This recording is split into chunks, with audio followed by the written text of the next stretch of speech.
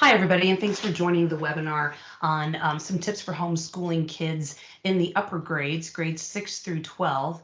My name is Pam Roggeman, and I am the Dean for the College of Education. And before that, I was a high school English teacher for 18 years in Tucson. What you see on the screen right here is a picture of the high school where I taught. So anyway, so I'm going to do my best with my years of experience to give you some tips for how to homeschool your kids in the upper grades. First off, what what I want to let you know is that there is nobody who's going to be a better ally for you than your children's regular teachers at school. And by now, I'm sure you've heard from them, had packets sent home, been assigned virtual experiences or something. And so you're going to have your best partner with your child's teacher. So if your child has been assigned work, the kinds of things that you want to make sure that you do are support your child's teachers in any ways that you can, or reach out to them with any questions that you have. One just thing that I would ask is, just as you are becoming a teacher for the first time, your child's teacher is learning how to become a distance educator. And so your child's teacher is becoming a student at this time too. So I'm sure any patience that you can extend them would be greatly appreciated by them. But if you've had no contact from school, I'm going to offer some tips in this webinar also for you if you are starting from scratch by yourself. So first off, let's talk a little bit about why this is an important thing to do. First off, academic backslide is a real thing. It happens every summer. And that's why teachers begin their school year by doing review and bringing kids back up to speed from where they left off at the end of the school year. So who knows how long we are going to be home for with our kids, probably 6 weeks at a minimum. And so you do want to make sure that you are making this effort so that you can avoid some of that academic backslide. The stakes are high. As educators, we like to guarantee that our students all earn a year of academic growth every school year. And so for many of us, we are getting kind of interrupted in our fourth quarter, and that's too much time to lose. We don't have that academic time to give up. Our school years are short enough as it is. Also, your child's normal routine has been interrupted. Kids, regardless of how old they are, we as adults all get some security from normal routine. So that's another thing that you will gain by adding learning back to your child's day. For anybody who is intimidated, know that you have always been your child's first and best teacher. And regardless of where your education left off, even if your child is years ahead of you, you still have something to offer to your child in their education. So first thing that you can do to set up your child for success is acknowledge that this is a hard time. Your child is becoming a student in a situation where they normally aren't a student. At school, they have their own student persona. Many of them are leaders in the classroom. Some of them are definitely social learners, and they learn better by learning in groups. Some of them are possibly introverts, and so they're going to have to take the lead for their education at the first time. And this is a difficult thing for them to do. So talk to them. Let them know that you are sympathetic, that they're missing out on their friends, their sports, their activities, and allow them some time to talk about this, and so that you can acknowledge these are strange times, but we're going to get through this. Also, the importance of establishing routine is huge. If you know that your child's productive time is when they first get up, then make sure that you stock that time for their academic time. Make sure that you are deliberate about planning your learning time for your child, and allow your child to be part of establishing that routine. Maybe your routine is going to include all the things that we know that they need, things like exercise, food, snacks, social contact. But set up that routine to accommodate what is going to be most successful for your child, and then make sure that, just as you need the time and the space and the tools to do your work at home, make sure that your kids have that. If your teenager wants to use the laptop in his or her bedroom, make up a makeshift desk with some good lighting so that they're not doing their next quarter's worth of schoolwork in their bed. And agree with your child for how you're going to hold him or her accountable. What kinds of things are you going to do? Check-ins once a day? What are you going to do? And most importantly, create learning goals. So if you're getting that schoolwork from home, decide how much you're going to achieve each day. Maybe plot it out. Take a look and say, okay, well, these are kind of the long-term expectations that my teacher has. How can we chunk this out and be ready to accomplish all that we need to do?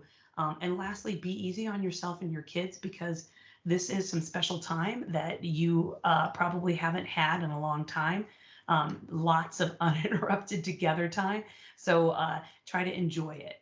But if you're not getting that guidance from school, if you're starting from scratch, my suggestion to you is to start by creating learning goals, maybe for the day, maybe for the week, maybe for each subject area. But create some learning goals together with your child and allow him or her to give input. And if you are starting from scratch, make those learning goals about something that your child is interested in. If you take a look at the 3 example goals that I have listed here, one is about sports, one is about a trip, and one is about music. And I think that when you design your learning goal around a special interest, what you've done is you've created the foundation for a project-based learning experience for your child.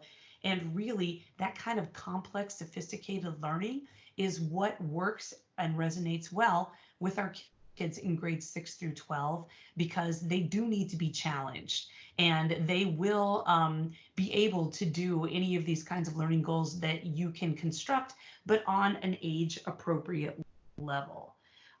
Then define what success looks like for those learning goals. How will you know if your child has successfully completing those goals? Take a look at the statements that I created here that you could create together with your child, and pay special attention to the verbs that I have. Is it creating a presentation? Is it constructing a plan? Is it a performance? Notice that all of these are ways that your child will demonstrate mastery of that learning goal. What does it look like? What will be evidence that proves that they have completed or constructed or achieved that learning that you two together agreed upon? One thing that teachers use, which I think is a good tool for you to use as a parent, is Bloom's Taxonomy. When teachers are creating different kinds of learning goals for their students, depending on how far along they are in that learning of that subject area, they will start with lower level Bloom's Taxonomy levels like knowledge, remembering, or just understanding, and they will move up to things like evaluating, synthesizing, and creating or analyzing. If you go back to the goals that we created, you will see that the ways that they have demonstrated learning are higher up in the Bloom's Taxonomy pyramid. So notice that the tools that they need for some of those higher levels will be a variety of tools. Maybe they will need to do some research. Maybe they will need to construct something. Maybe they will need to perform something. But all of those are higher level examples of things that we're asking of our students to do. Also, once you've created your learning goals and you have a plan, and you need to consider some things, it's a good idea to talk to other parents, talk to your friends whose kids may be in the same classes as your child, to see what they're using or what resources they have done. Be selective with the resources that you allow your child to use, knowing that they are going to be great at taking the lead, because our kids are bored unless the resources are engaging and current and high quality.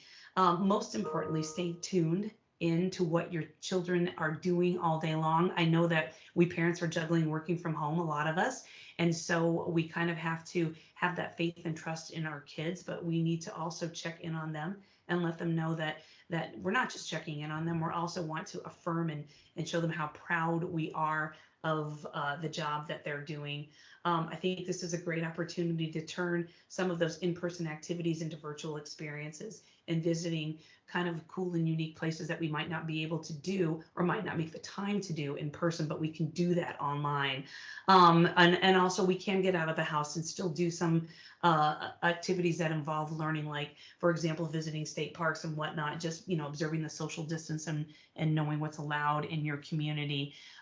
So lastly, I just want to applaud you for making the effort to try to stay involved and to take the lead on your child's learning, regardless of what grade they are in, because they will benefit from that, and your child will be ahead of the game if you do make that commitment.